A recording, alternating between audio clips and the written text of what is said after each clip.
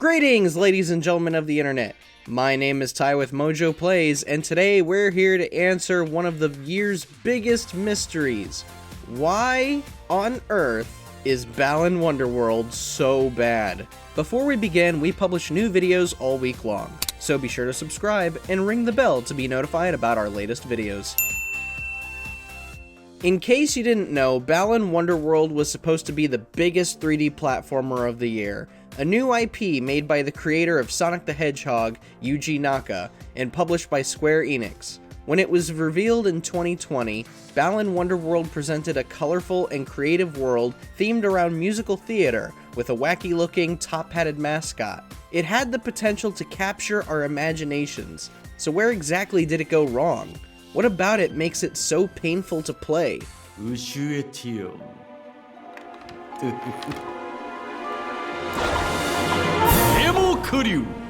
The story of Balan Wonderworld centers on one of two kids. It all depends on who you choose to play. You're a kid who's facing some inner demons, whether it's because of a bad fallout with a friend, or because you fear what other kids are saying about you.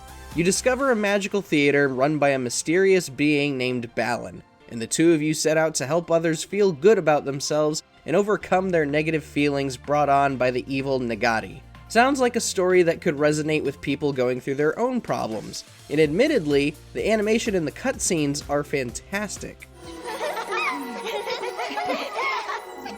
Unfortunately, one can see the issues with this game upon entering the first level.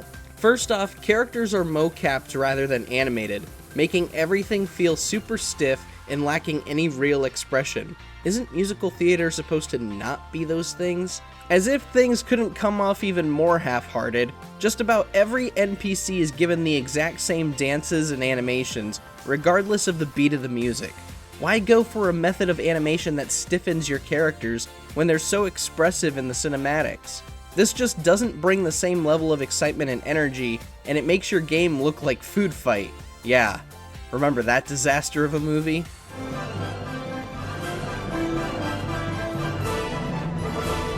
As if things couldn't get any worse, Balan Wonderworld features some of the most annoying music in recent years. Many of the songs you'll hear are repetitive, bland, and lacking any real impact.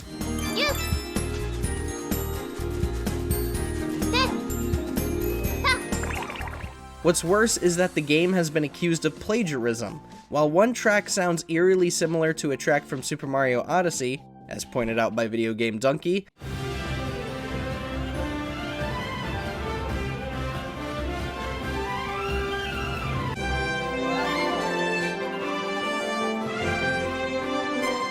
one track in a later world sounds exactly like one piece from Ghostbusters. Could this be a sign of rushed development, or was this simply accidental? We're more inclined to believe the former due to one damning flaw that dismantles any ounce of potential this game had. The most glaring design flaw in the entire game is the control scheme, and it's the primary reason why Balan Wonderworld has received such scathing reviews. For your reference, the Xbox and DualSense controllers have 14 buttons, but that's not including the touchpad nor the options, home, and share buttons. Nearly half of the ones you'll be using do the exact same thing: jump or use a costume's ability. And yes, we said or, because both jump and costume abilities are tethered as one action. Some costumes activate their abilities through jumping, while others just remove jumping entirely. Surprisingly, there is a reason as to why Balan Wonderworld employs such an infantile control scheme, but it's a rather baffling excuse that sort of defines everything wrong with the game.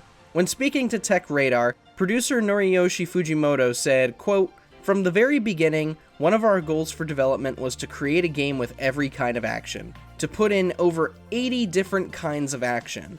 But even if you include a huge variety of actions in a game, it's difficult to map all of those to the buttons, it's difficult for the player to remember them all, and it's difficult to create the opportunity to use them all," end quote. Fujimoto admits in the same interview that the team got, quote, "carried away," end quote, with adding things during development. But this statement alone defines what makes the game so poorly designed.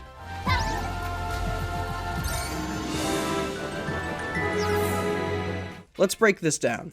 First off, one of Balan Wonderworld's goals was to create a game with every kind of action, or one that featured over 80 different actions, as Fujimoto puts it. That doesn't make much sense given that the only action you can do is jump or use a costume's ability. Even then, some of the costumes recycle abilities or mechanics from other costumes. Now we can compare apples to oranges all day with the costumes. Point is, why did a 3D platformer need 80 actions only for them to be tied to the same mechanic over the spread of 6 buttons? This only shows just how bloated Balan Wonderworld is in terms of content. It's not necessarily because of too many levels. I mean, you have 12 worlds, each lasts 2 levels and a boss fight long. But because of the sheer amount of costumes there are to collect. Only a handful of costumes are admittedly fun to use, but most of them seem to be there just for fluff, to tack on a number and say, look at all these things we have. Why couldn't that number be halved, or cut down to say 20 just so that resources could be put into the weak level design?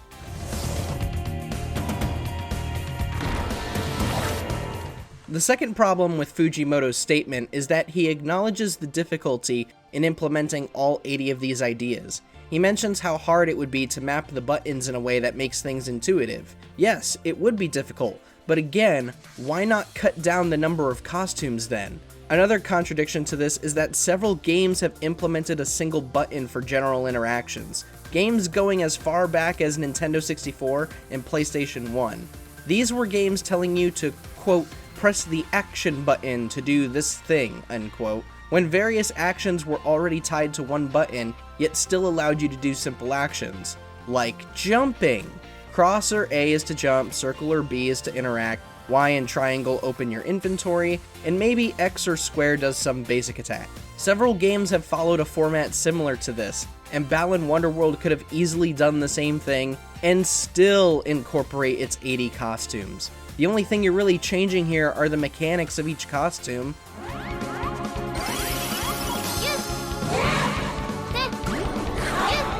Here's the thing, right? Face buttons are there to help make controls more intuitive, no matter how complex your mechanics may seem.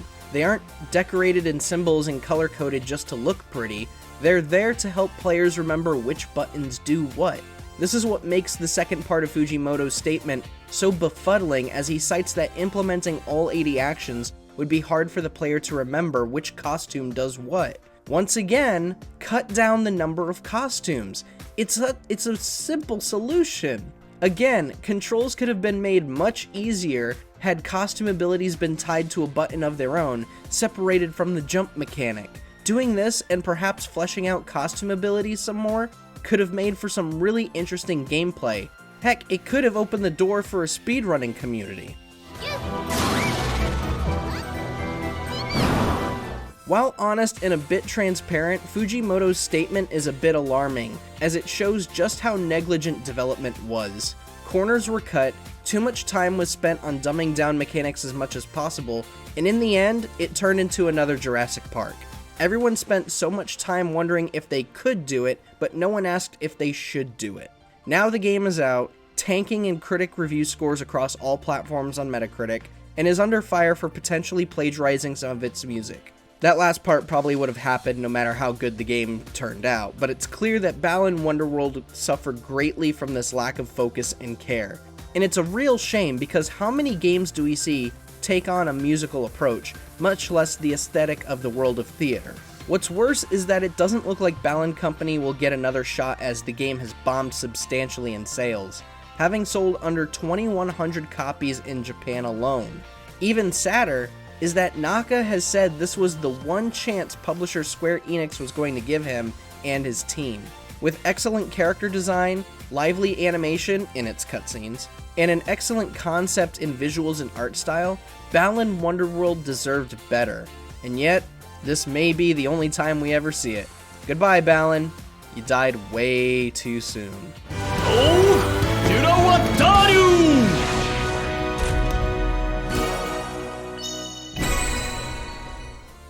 Check out these other great clips from MojoPlays, and be sure to subscribe and ring the bell to get notified about our latest videos.